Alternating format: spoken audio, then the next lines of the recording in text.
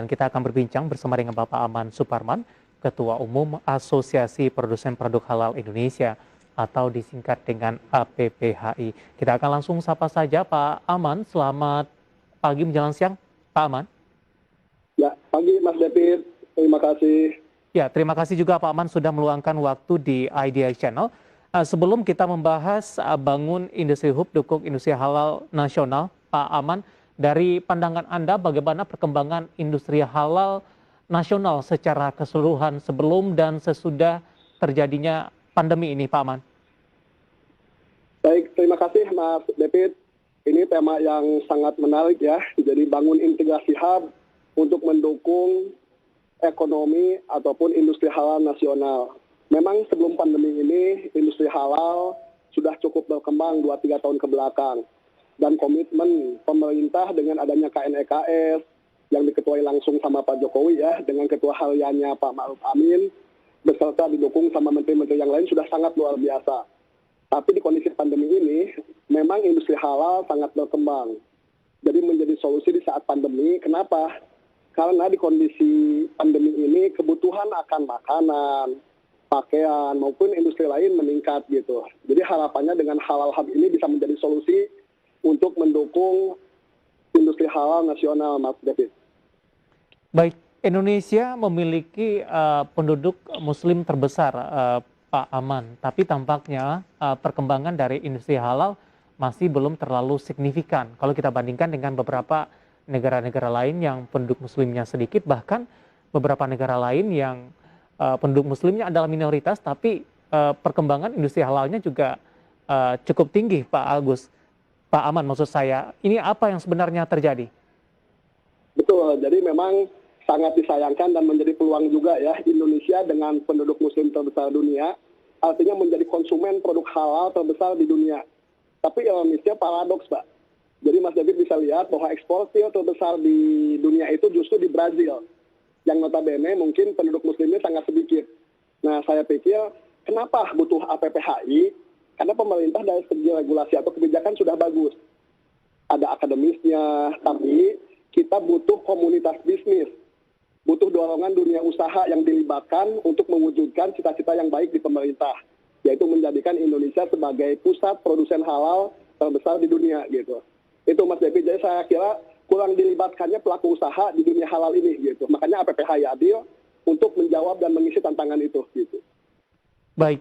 APPHI bekerja sama dengan berupaya menciptakan pasar halal melalui halal hub ini. Seperti apa implementasinya sampai sejauh ini, Pak Aman? Baik, jadi alhamdulillah tanggal 28 Agustus kami APPHI bekerja sama dengan Rest Area 27A ya, arah Jakarta Bandung, membuat halal hub untuk menjadi magnet atau pusat showcase dan pendidikan tentang industri halal. Alhamdulillah Menteri BUMN Pak Erick Thohir yang sekaligus Ketua MES sudah datang meresmikan halal hub. Jadi halal hub ini diharapkan menjadi semacam kayak integrasi ya, ataupun mungkin semacam kayak platform untuk industri halal ini berkembang jauh ke depan gitu. Ini sebagai solusi sebelum kita bicara KIH ya, kawasan industri halal. Karena saya pikir Pak Menko Perekonomian Pak Yolanda sudah mengatakan bahwa dibutuhkan halal hub di tiap daerah. Tapi mungkin ya butuh dorongan pengusaha atau pelaku usaha gitu. Nah, jadi saya pikir kita butuh edutainment, butuh edukasi, dan halal hub ini bisa jadi solusi gitu. Di tengah keterbatasan kawasan industri halal yang memang masih butuh waktu gitu.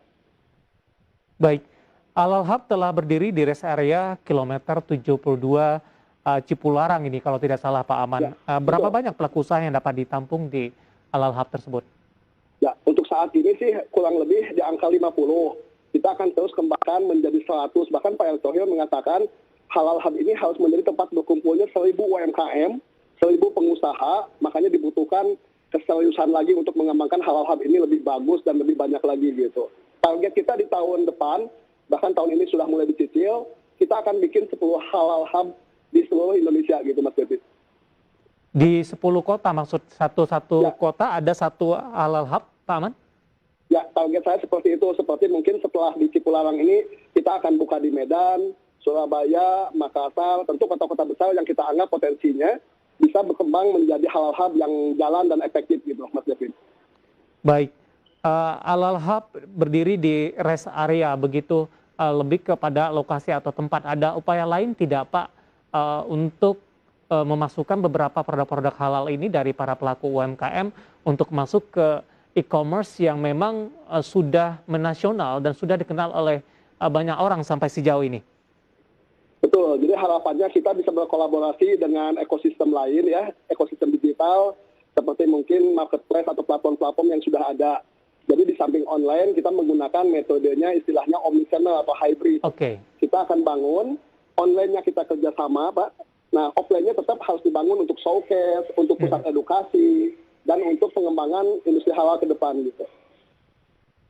Berarti ada variasi begitu, dari sisi offline tetap dilakukan, dari sisi online juga tetap berupaya untuk meningkatkan dari pengembangan dari pemasaran produk halal ini Pak Aman? Ya, betul sepakat Pak. Jadi harapannya Indonesia menjadi eksportir. Istilahnya si Halal Hub ini menjadi semacam kayak platform. Di situ mungkin kita bicara kalau untuk pengembangan sebuah komunitas, di situ harus ada akademis, ada bisnisnya, komunitinya, government, sama media. Kalau bicara Pentaholik, jadi kita nggak bisa jalan sendiri ya. Kita butuh ekosistem lain, kita butuh kolaborasi.